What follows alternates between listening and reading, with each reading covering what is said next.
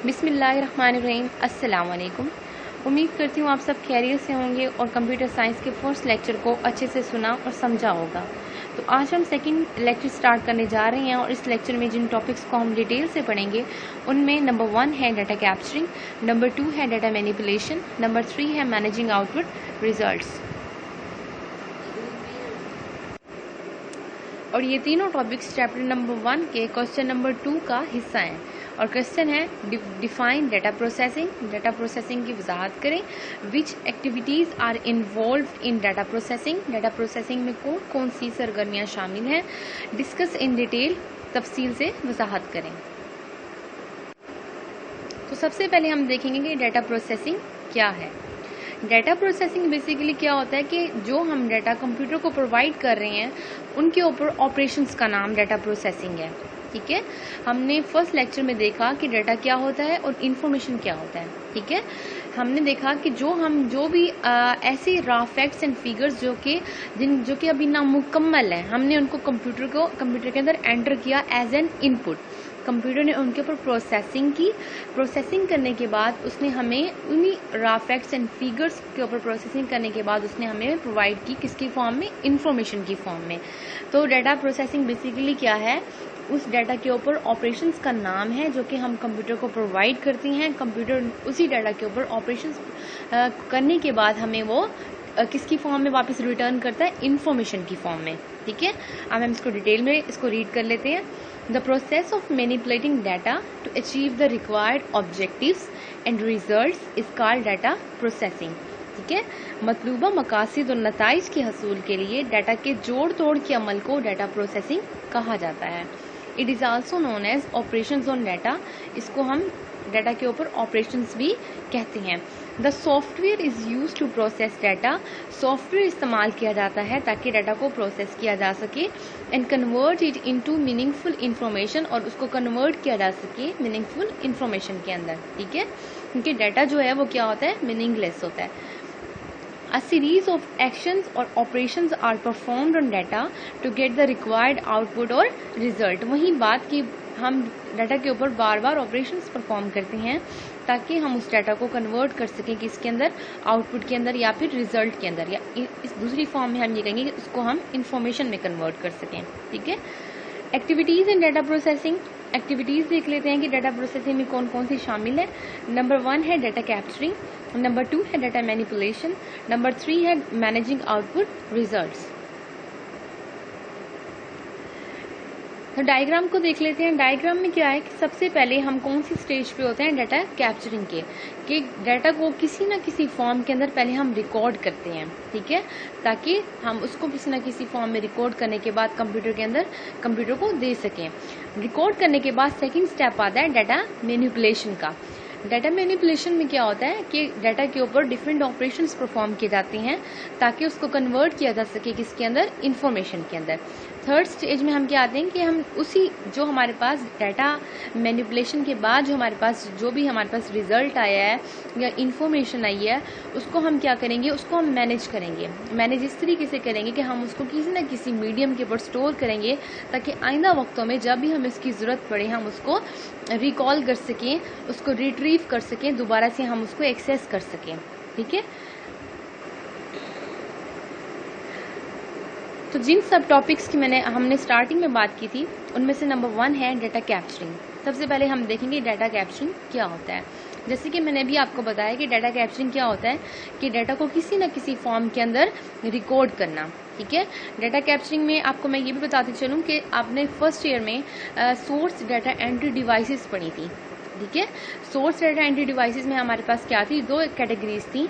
एक हमारे पास scanning devices थी, दूसरी ऑडियो और वीडियो इनपुट डिवाइसेस थी। ठीक है, ऐसी डिवाइसेस, या पहले हम सोर्स डाटा एंट्री डिवाइस की बात कर लेते हैं कि सोर्स डाटा एंट्री डिवाइसेस क्या थी कि डाटा को डायरेक्टली एंटर करती थी कंप्यूटर के अंदर।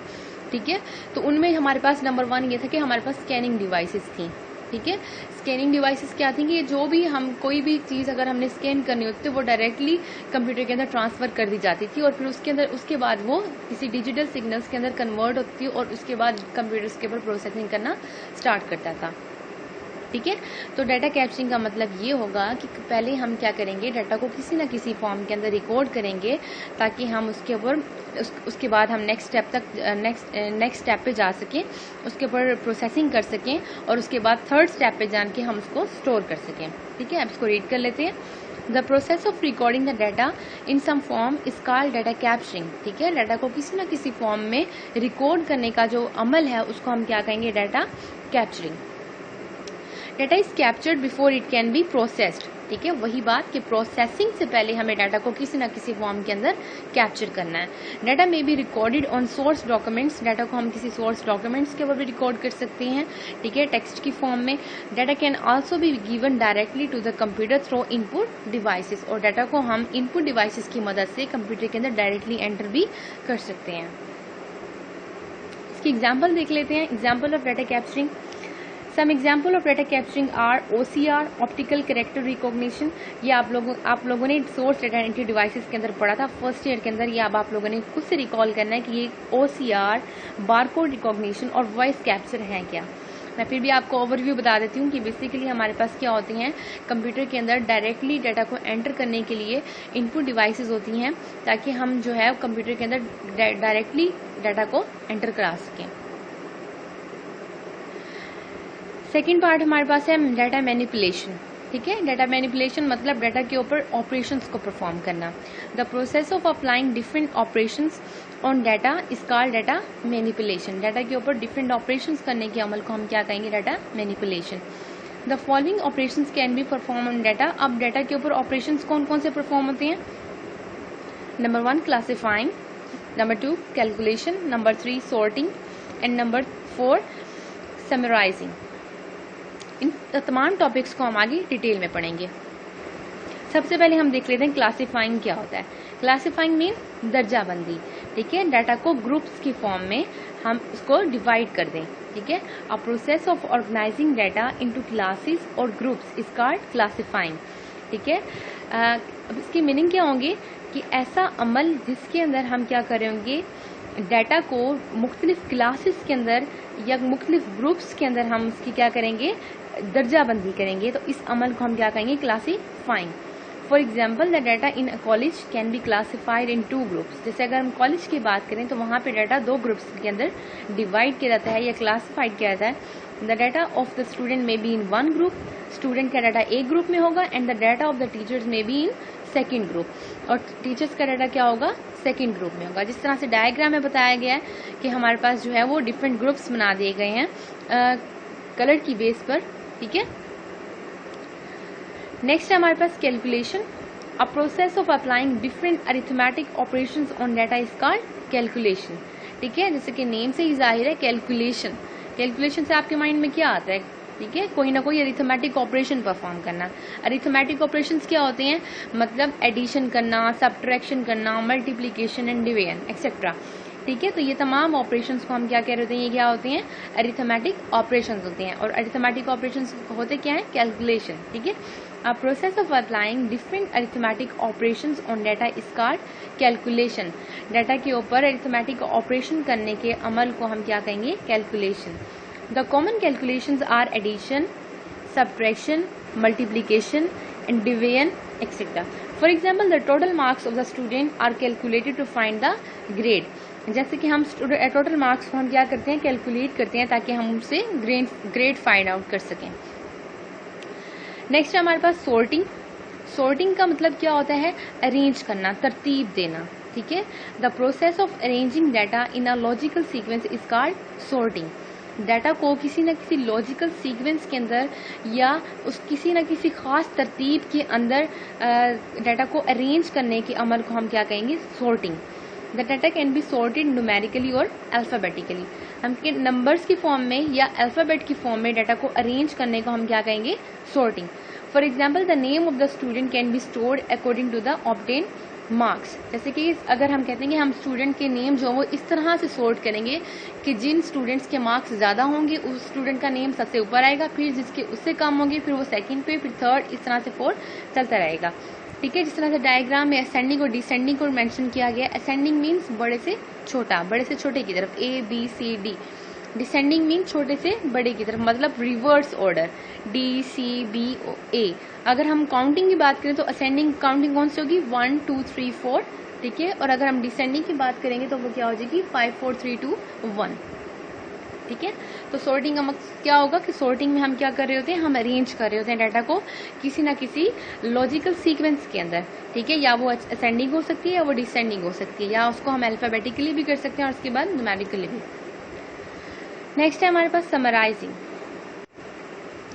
समराइजिंग मतलब समरी बयान करना, ठीक है। जिस तरह से आप उर्दू में देखते हैं कि हम इतनी बड़ी सारी जो मतलब हमारे पास एक जो वो होता है फर्स्ट चैप्टर होता है, फिर उसके बाद उसका खुलासा बयान कर दिया जाता है, छोटी मतलब स्मॉल से उसकी समरी बयान करती है कि पूरे इस पूरी कहानी में हुआ क्या था। तो इसी तरह से समराइजिंग यहाँ पे भी वही काम है कि हम क्या करते हैं कि लार्ज अमाउंट ऑफ डाटा को हम रिड्यूस करके स्मॉल अमाउंट ऑफ डाटा में ले आते हैं, मतलब मुख्तसर और काबिल इस्तेमाल फॉर्म के अंदर, ठीक है। The process of reducing the large amount of data in a more concise and usable form is called summarising, ठीक है। डाटा को रिड्यूस करना मतलब लार्ज अमाउंट, डाटा के लार्ज अमाउंट को रिड्यूस करके मुख्तसर और काबिल इस्तेमाल फॉर्म के अंदर लेके आने के अमल को हम क्या कहेंगे, समराइजिंग। जैसे यहाँ पे डायग्राम में आपको दिखाया गया कि जगह पे बहुत सारी बुक्स हैं और उन्हीं बुक्स का एक निचोड़ बना के, एक समरी बना के साइड पे मेंशन कर दी गई है इधर, ठीक है। इसी तरह से for example the data of the student in a class can be summarise to show the number of passed and failed students, कि अगर हम क्लास की बात करें वहाँ पे डाटा को समराइज किया जाता है, इस तरह से समराइज किया जाता है कि क्लास के अंदर total number of pass student कितने हैं और फेल स्टूडेंट कितने हैं, ठीक है। तो समराइजिंग का मतलब क्या होगा कि निचोड़ बयान करना किसी भी चीज़ का। और अगर हम कंप्यूटर साइंस में अगर हम इसकी डेफिनेशन बयान करेंगे तो हम डाटा को, लार्ज अमाउंट ऑफ डाटा को इस तरह से समराइज करेंगे ताकि वो मुख्तसर भी हो और दूसरी बात है कि वो काबिल इस्तेमाल भी हो, ठीक है। पार्ट 3 है हमारे पास मैनेजिंग आउटपुट रिजल्ट्स, ठीक है। सबसे पहले हमने डिस्कस किया कि हम सबसे पहले डाटा को कैप्चर करते हैं। डाटा को कैप्चर करने के बाद हम उसके ऊपर डिफरेंट ऑपरेशंस परफॉर्म करते हैं जिसको हम कहते हैं डाटा मैनिपुलेशन। डाटा कैप्चरिंग और डाटा मैनिपुलेशन के बाद जो थर्ड स्टेप परफॉर्म किया जाता है उसको हम कहते हैं मैनेजिंग आउटपुट रिजल्ट्स, ठीक है। डाटा के ऊपर डिफरेंट ऑपरेशंस परफॉर्म करने के बाद जो हमारे पास रिजल्ट आता है, जो हमारे पास आउटपुट आती है, उस आउटपुट को हम इस थर्ड स्टेप के अंदर आके किसी ना किसी मीडियम के ऊपर स्टोर करते हैं ताकि आइंदा वक्तों में जब भी हमें इसकी ज़रूरत पड़े हम उसको उसको हम हार्ड डिस्क से फैच करके लेकर आएँ और उसको इस्तेमाल कर सकें, उसको एग्जीक्यूट कर सकें। The following activities can be performed on data after the data has been captured and manipulated. मंदरजा झैल एक्टिविटीज़ या सरगर्मियाँ जो हैं वो डाटा के ऊपर परफॉर्म की जाती हैं डाटा कैप्चरिंग और मैनिपुलेशन के बाद। नंबर 1 है storage, number 2 retrieval, number 3 communication, number 4 reproduction. अब ये सारी होती क्या, इनको हम आगे डिटेल से बयान करेंगे। Number 1 storage. स्टोरेज मतलब डाटा को किसी ना किसी फॉर्म के अंदर, किसी ना किसी मीडियम के ऊपर सेव करना ताकि बाद में हम उसको इस्तेमाल कर सकें, ठीक है। The process of retaining, retaining का मतलब होता है कीपिंग, रखना, बरकरार रखना। The process of retaining data for future use is called data storage. Data को इस तरह से सेव रखना ताकि हम उसको मुस्तकबिल में इस्तेमाल कर सकें, उस अमल को हम कहेंगे data storage. Different storage medium are use to store the data such as hard disk and tapes. और इस तरह से डिफरेंट जो है वो स्टोरेज मीडियम यूज़ किए जाते हैं डाटा को स्टोर करने के लिए। For example the student data is store on the hard disc, जैसे कि स्टूडेंट का डाटा कहाँ पे स्टोर होगा, हार्ड डिस्क के ऊपर।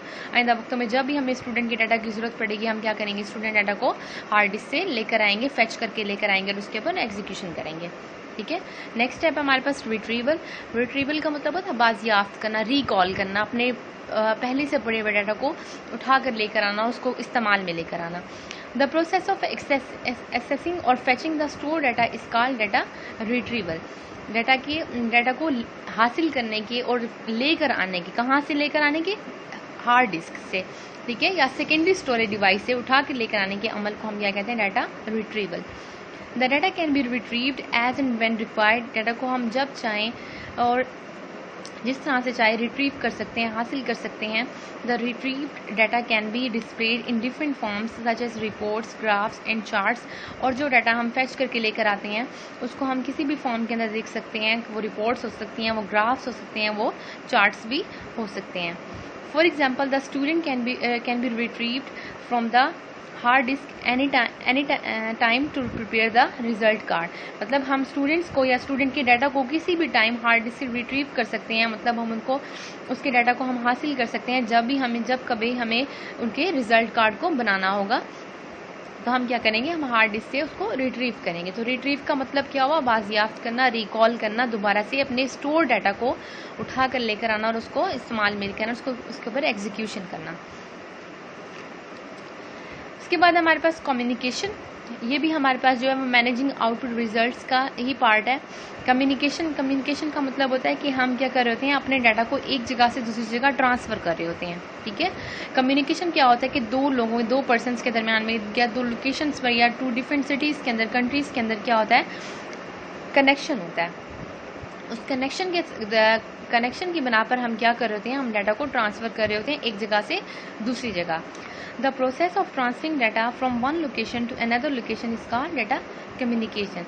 डाटा को एक जगह से दूसरी जगह पर मुंतकिल करने के अमल को हम क्या कहेंगे, data communication. The data may be transfer to different location for further processing. Data को हम डिफरेंट लोकेशन के ऊपर ट्रांसफर करते हैं ताकि उसके ऊपर मजीद प्रोसेसिंग की जा सके। For example, the result can be send to the student via email. अब हम स्टूडेंट्स के पास उनका रिजल्ट किस तरह से सेंड कर सकते हैं, किस तरह से हम स्टूडेंट्स के साथ कम्युनिकेट कर सकते हैं, किसकी मदद से, ईमेल के थ्रू। हम ईमेल भेज सकते हैं, हम ईमेल में उनका रिजल्ट भेज सकते हैं। ईमेल में हमने कोई मैसेज उनको डिलीवर करना हो तो हम उनके साथ ईमेल के थ्रू कम्युनिकेट कर सकते हैं। तो कम्युनिकेशन का मतलब क्या होगा, डाटा को ट्रांसफर करना एक जगह से दूसरी जगह। उसके बाद हमारे पास लास्ट टॉपिक है रिप्रोडक्शन। रिप्रोडक्शन का मतलब होता है कि रिप्रोड्यूस करना। ठीक है, डाटा की एक कॉपी जनरेट करना। ठीक है, जो हमारे पास डाटा स्टोर है हम उसको क्या करेंगे, उसको रिप्रोड्यूस करेंगे, उसकी कॉपी जनरेट करेंगे। डाटा की डुप्लीकेट कॉपी को हम क्या करेंगे, क्रिएट करेंगे। द प्रोसेस ऑफ कॉपिंग और duplicating data is called reproduction. ठीक है, ऐसा प्रोसेस जिसमें हम क्या करेंगे, डाटा की डुप्लीकेट कॉपी क्रिएट करेंगे, उसे हम क्या कहेंगे, रिप्रोडक्शन। मतलब दोबारा से जनरेट करना, दोबारा से प्रोड्यूस करना।